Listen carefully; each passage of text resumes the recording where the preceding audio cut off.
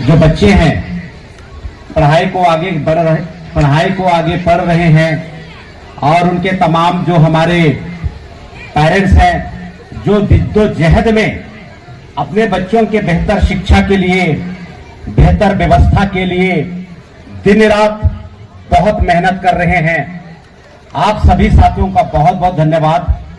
और आप सभी लोगों के प्यार की वजह से आज मुझे इस प्रतिष्ठान में, इस संस्था में दो बात रखने का मौका मिल रहा है। इसके लिए मैं तहे दिल से आप सभी साथियों का शुक्रगुजार हूं। मैं साथियों, सबसे महत्वपूर्ण बात यह है कि ये जो अप्रैल मंथ है, इस अप्रैल मंथ में हमारे मूल निवासी महापुरुषों का बहुत ज्यादा यहाँ पे जयंती है। 11 अप्रैल को महात्मा ज्योतिबा फूले का जन्म जयंती, आज 14 अप्रैल बाबा साहब अंबेडकर का और 16 अप्रैल को चक्रवर्ती सम्राट अशोक का जयंती है। तो ये जो अप्रैल है हमारे लिए बहुत सारे महीनों में बहुत ही महत्वपूर्ण है। आज साथियों, आज हमारे जितने भी साथी हैं जो यहां पे आए हैं, अंबेडकर जयंती मनाने के लिए आए हैं, मैं तमाम साथियों को बताना चाहता हूं, जैसे आप लोग बहुत सारे वक्ताओं के माध्यम से सुनते हैं कि बाबा साहब बहुत ही कष्ट में उन्होंने पढ़ाई किया, उनका जो जीवन है बेहद संघर्षों से भरा हुआ है। आप लोग यहां तक सुनते हैं, उसके बाद में फिर बात खत्म हो जाता है। तो साथियों, मैं आप लोगों को बताना चाहूंगा, मैं भारत मुक्ति मोर्चा का कार्यकर्ता हूं और पूरा जमाना जहां पे बात को खत्म कर देता है, मैं वहां से बात को शुरू करता हूं। मैं तो बाबा साहब अंबेडकर को स्कूल से बाहर निकाल देते थे। तो आप लोगों को इस समय जानना बहुत जरूरी है कि उसे स्कूल से कौन निकालता था। निकालते थे, बहुत उनके साथ में प्रताड़ना हुआ, बहुत तकलीफ में जिए, बहुत संघर्ष किए। उसके बाद में आप घर चले जाएंगे और उनके इतिहास से सबक नहीं सीखेंगे। तो एक कहावत है कि जो इतिहास से सबक नहीं सीखता है, इतिहास उसको सबक सिखाता है। और मैं बिल्कुल नहीं चाहता हूं कि आप लोगों को इतिहास सबक सिखाए। आप लोग इतिहास से सबक सीख के जाइए यहां से, ताकि आपके साथ में जो अन्याय है, अत्याचार है, इस समय कभी रिपीट ही ना हो सके। साथियों, बाबा साहब अंबेडकर जिस समय पे उनकी बाल्यावस्था में वो संघर्ष कर रहे थे, उनके जवानी में वो संघर्ष कर रहे थे, वो दौर था साथियों ब्रिटिश काल, अंग्रेजों का शासन था। आप लोगों को सीधा सीधा समझ में आ रहा है कि अंग्रेज लोग उनके ऊपर अत्याचार कर रहे थे। साथियों, 1950 संविधान लागू होने से पहले पहले भारत में एक कानून की व्यवस्था चलती थी। उस कानून व्यवस्था का नाम है मनुस्मृति। और मनुस्मृति में स्पष्ट लिखा हुआ है कि शूद्रों को शिक्षा लेने का अधिकार नहीं होगा, शूद्रों को संपत्ति रखने का अधिकार नहीं होगा और शूद्रों को राजा बनने का अधिकार नहीं होगा। आप यहां पे बैठे हुए तमाम मेरे सभी साथी लोग, आप लोग अच्छे तरीके से जान रहे हैं कि मनुस्मृति के रचयिता कौन है। सबक सीख के जाना है आप लोगों को यहां से, क्योंकि आज वही मनुस्मृति के रचयिता हैं। आप लोगों का समर्थन लेकर दिल्ली के सरकार में बैठते हैं और आपके बच्चों को शिक्षा ना मिले, इसका वो बंदोबस्त करते हैं। इस वक्त भी आप लोगों को लग रहा होगा कि बाबा साहब का जो संघर्ष की स्थिति उस समय था, अभी तो ऐसा नहीं है, गलतफहमी में मत रहिए, अभी उससे ज्यादा चल रहा है मामला। उस समय तो बाबा साहब अंबेडकर हमारे महापुरुषों के सामने, हमारे पुरखों के सामने समस्या था, लेकिन इस वक्त भी वो समस्या है। वो कैसे, एक उदाहरण के माध्यम से आप लोगों को बताना चाहूंगा। अभी ये जो आप लोगों का वोट लेकर दिल्ली के शासन सत्ता में बैठे हैं, अपने बच्चों को आईएएस आईपीएस बनाने के लिए उन्होंने एक विधि का निर्माण किया, एक कानून का निर्माण किया। उस विधि का नाम है लेटरल सिस्टम, जिसमें उनके बच्चे बिना परीक्षा लिखे हुए कलेक्टर बनेंगे, एसपी बनेंगे, डीएसपी बनेंगे और आपके बच्चे उस परीक्षा में बैठ भी नहीं पाएंगे।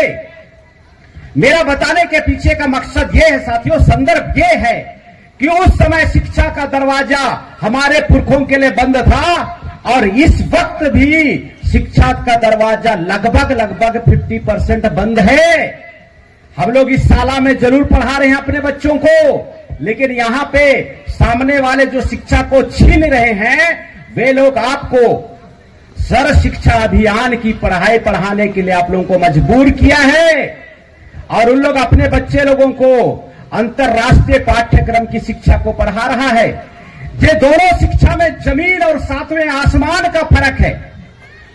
यहां पे हमारे बच्चे लोगों को चपरासी बनाने का यहां पे योजना बना के रखा है और उन लोग अपने बच्चे लोगों को कलेक्टर बनाने की योजना के ऊपर काम कर रहा है। इतना भेदभाव आज भी है।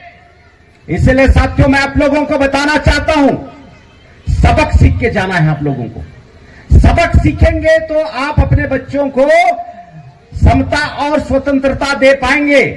यहां पे कार्यक्रम शुरू होने से पहले एक मैम थी, शायद उनका नाम रश्मि है, संविधान की उद्देशिका पढ़ा रही थी। उसमें लिखा हुआ है कि हम समता और स्वतंत्रता और बंधुत्व का समाज का निर्माण करेंगे। संविधान की उद्देशिका में लिखा हुआ है। जो संविधान का जो पहला पन्ना है उस पहले पन्ने में लिखा हुआ है कि समता, स्वतंत्रता और बंधुत्व का समाज और शासन का निर्माण करेंगे। इसी समाज में जहां पे आप लोगों को लगता है कि हमारे साथ में कुछ भी नहीं हो रहा है, आपके बच्चे के साथ में इसी जगह से अन्याय और अत्याचार शुरू हो रहा है। अगर समता होता, शासक जो कर रहे हैं, शासन जो कर रहे हैं, अगर वो समता को समाज में स्थापित करते तो वे अपने बच्चे को और आपके बच्चे को सेम पाठ्यक्रम की पढ़ाई करने के लिए यहां पे मौका देते। लेकिन वो आज भी नहीं दिया है। तो बाबा साहब के समय में जितना अन्याय और अत्याचार हो रहा था उतना ही अन्याय और अत्याचार आज भी हो रहा है। हो सके आप लोगों को एहसास ना हो इस बात का, लेकिन हम लोग भारत मुक्ति मोर्चा के कार्यकर्ता हैं। जिस बात को सबसे ज्यादा छुपाया जाता है उसी बात में सबसे ज्यादा इंटरेस्ट हमको होता है, क्योंकि दुनिया में प्रचार उन्हीं चीजों का किया जाता है साथियों जिसमें आपका नुकसान हो। जिसमें आपका फायदा है वो तो कभी प्रचार में आता ही नहीं है। बाबा साहब अंबेडकर ने बहुत पढ़ाई किया। पढ़ाई करने के वजह से उन्होंने हायर एजुकेशन डिप्लोमा अर्जित किया, उन्होंने पीएचडी का डिप्लोमा अर्जित किया और भारत देश के पूरे विश्व के सबसे विख्यात पॉलिटिशियन के रूप में स्थापित हुए। आप लोगों के लिए काम किया। प्रचार में ये जो शासक लोग हैं उन्होंने क्या प्रचार प्रसार किया, राजनीति मत करना, राजनीति बहुत गंदा चीज है। मैं प्रचार बता रहा हूं आप लोगों को, और आप लोगों को उन्होंने दिमाग में ठूस दिया कि वाकई में राजनीति करना बहुत गंदा है। जब हम लोग अपने लोगों के बीच में जागृति करने के लिए प्रबोधन करना शुरू किए तो हमारे समाज के पढ़े लिखे लोगों ने हमको बताया कि अरे बाबू इतना अच्छा पढ़े लिखे हो तुम, अगर सरकारी नौकरी कर लेते तो कितना अच्छा रहता।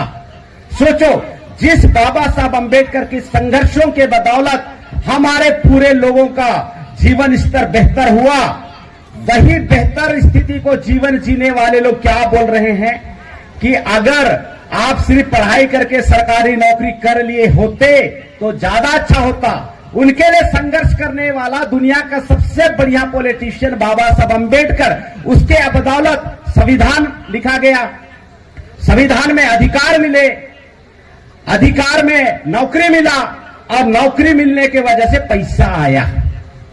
यह बिल्कुल सीक्वेंस सही।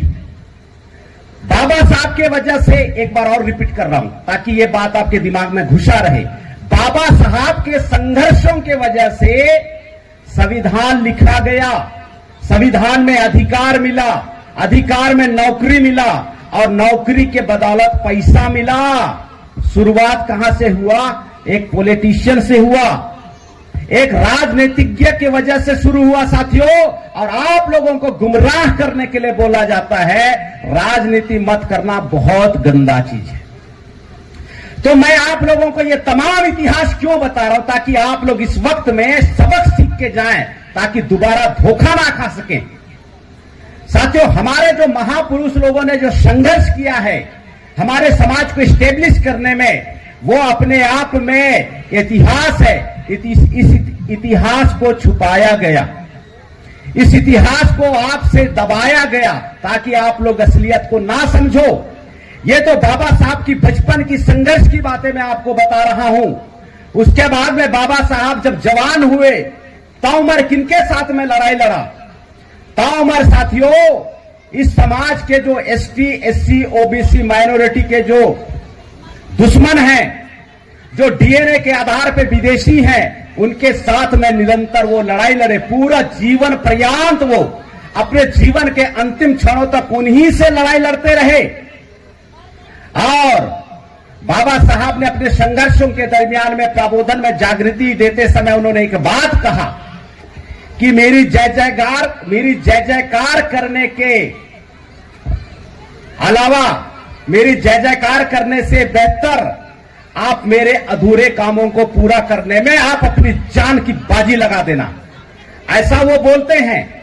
साथियों, आज यहां पे 14 अप्रैल को हम बाबा साहब अंबेडकर की जयंती मनाने के लिए इकट्ठा हुए हैं। इसी तरीके से पूरे भारत में गजब संख्या में हमारे जो भारत देश के मूल निवासी हैं, हमारे भारत के जो एसटी, एससी, ओबीसी हैं, बाबा साहब अंबेडकर की जयंती मना के जय जयकार कर रहे हैं, जय जयकार कर रहे हैं। साथियों, तो बाबा साहब को पता था पहले कि हमारे लोगों में जो भक्ति करने की आदत है वो बड़ी गंदी आदत है। बाबा साहब अंबेडकर को शुरू से ही पता था। वो कहते हैं कि मेरी जय जयकार करने के बजाय मेरे अधूरे कामों को पूरा करने के लिए आप अपनी जान की बाजी लगा देना। साथियों, ये जो उन्होंने बताया था अपने संघर्षों के दरमियान में, यही सबसे महत्वपूर्ण बात है।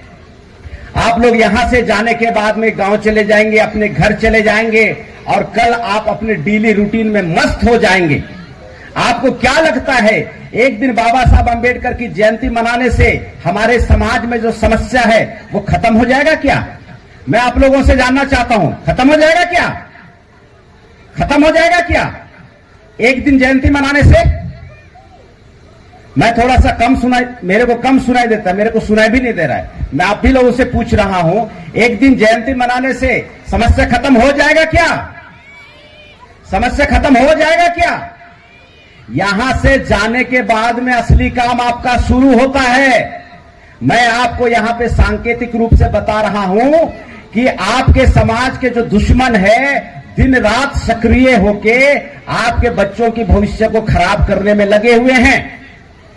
बाबा साहब का पूरा जो जवानी है, पूरा उनका जीवन है, वो हमारे लोगों के लिए हक अधिकार दिलाने के लिए इस समाज के जो दुश्मन है, जो डीएनए के आधार पर विदेशी है, तोमर उनके साथ में लगा रहा, तोमर लगा रहा। मुझे आज हैरानी होती है हमारे समाज के पढ़े लिखे लोगों से। खैर, जो नहीं पढ़े लिखे उनकी बात छोड़िए, जो पढ़े लिखे लोग हैं उनसे मुझे हैरानी होती है कि वे लोग आपके घर में आते हैं, सभा लगाते हैं, आपका साथ सहयोग लेकर सरकार बनाते हैं, आप ही के विरोध में फिर कानून बनाते हैं, फिर दोबारा आते हैं, आपका साथ सहयोग फिर लेते हैं, फिर सरकार बनाते हैं, आपके बच्चे के विरोध में फिर कानून बनाते हैं। तो इतनी छोटी सी बात हमको समझ में नहीं आ रही है। अपने बच्चे को बिना परीक्षा लिखे कलेक्टर बनाने की तैयारी चल रही है, आपका बच्चा को कलेक्टर बनने ही नहीं दिया जा रहा है। इतना बड़ा भेदभाव को अगर आप अपनी खुली आंखों से नहीं देखेंगे तो कौन सी आंखों से देखना पसंद करेंगे आप लोग? यहां पे देखिए, बाजू में कांसाबिल है, बाजू में कुनकुरी है, बाजू में पत्थलगांव है। यहां पे बैठे हुए समस्त मेरे जो पेरेंट्स लोग हैं, इन पेरेंट्स लोगों को, आप लोगों को एक बात बताना चाहता हूं। सबसे ज्यादा काम में जो तेज तर्रार हैं, जो खड़खड़ बोलते हैं हमारे देहात में, जो सबसे ज्यादा काम कर्मठ करने वाले लोग हैं, तेज तर्रार हैं, सबसे ज्यादा काम करने वाले आप लोग हैं या पत्थलगांव के सेठ लोग हैं? थोड़ा एक बार बैठे बैठे जवाब दे दीजिए। सबसे ज्यादा मेहनती आप लोग हैं कि पत्थलगांव के सेठ लोग हैं? सबसे ज्यादा मेहनती कौन है? कम आवाज सुनाई देता है, मैं थोड़ा बहरा किस्म का आदमी, जोर से बोलिएगा। कौन ज्यादा मेहनती है? मैं सुन पा रहा हूं हम लोग ज्यादा मेहनती, यही तो बोल रहे हैं ना। पैसा आप लोगों के पास में ज्यादा है कि कासाबेल के सेठ के पास या पत्थलगांव के सेठ के पास में? किसके पास ज्यादा पैसा है? आप लोग ज्यादा मेहनती हैं, ज्यादा खरखर है, ज्यादा तेज तर्रार हैं, तो पैसे तो आप लोगों के पास में ज्यादा होना चाहिए ना। उनके पास में कैसे ज्यादा पैसा हो रहा है? यही चीज मैं आपको बता रहा हूं। मनुस्मृति में उन्होंने लिखा था कि शूद्रों को संपत्ति रखने का अधिकार नहीं होगा। आज भी वो नियम आप लोगों के ऊपर उन्होंने अप्लाई किया है। आप लोग खेतों में दबा के मेहनत करते हैं, लेकिन अपने फसल का दाम आप नहीं रख सकते। और जो सेठ लोग हैं अपना कपड़ा बेचते हैं, अपना सामान बेचते हैं, वो सामान फैक्ट्री बनाता है और वो फैक्ट्री का जो मालिक होता है उन सामानों का दाम रखता है, अपने सामानों का दाम रखता है। लेकिन ये जो सरकार है जो आपका साथ सहयोग लेकर आपके बच्चे का नौकरी छीन रहा है, आपका पैसा छीन रहा है। 1950 में संविधान लागू हुआ, आज 2024 74 साल हो गए। इस 74 साल में आपको अपने सामानों का दाम रखने का अधिकार तक नहीं मिला। इतना भयंकर मामला है।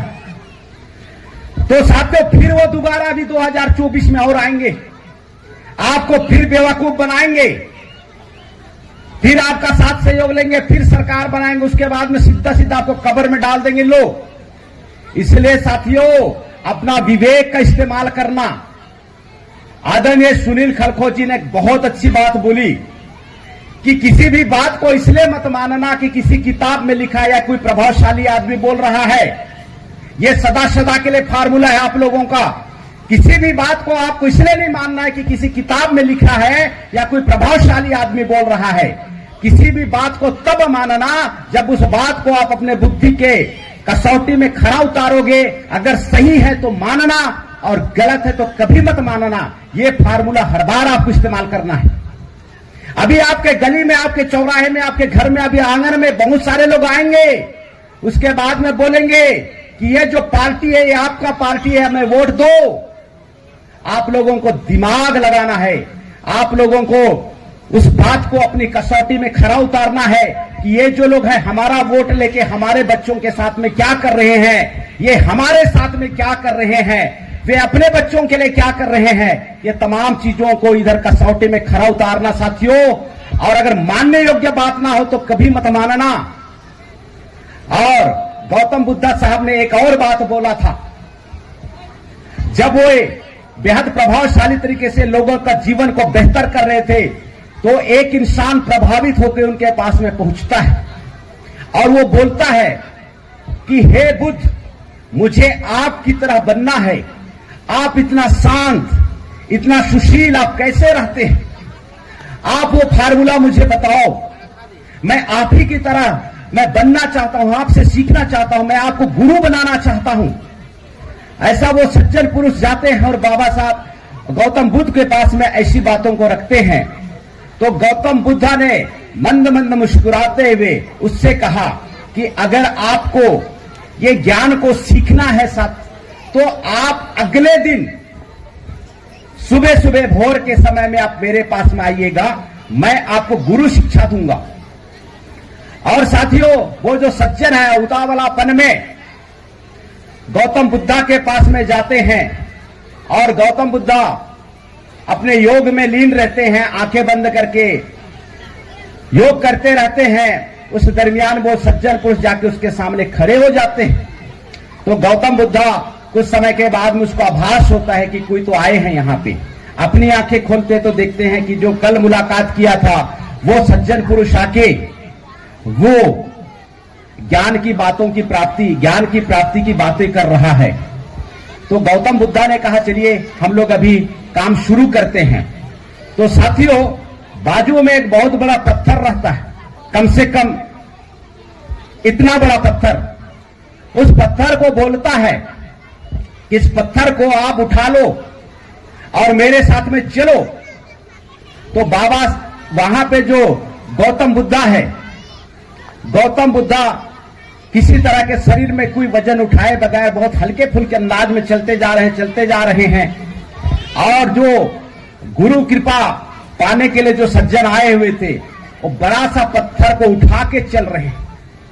1-2 किलोमीटर चलते हैं, 2-4 किलोमीटर चलते हैं, उसके बाद में उसका हांफना होता है, उसका पसीना आना शुरू होता है, शरीर में थकान आना शुरू होता है, दिमाग में चिढ़ना आता है और वो परेशान होना शुरू हो जाता है। और गौतम बुद्ध चलते चले जा रहे हैं, चलते चले जा रहे हैं, और उसके पीछे वो जो सज्जन पुरुष है पत्थर को ढो के चल रहा है।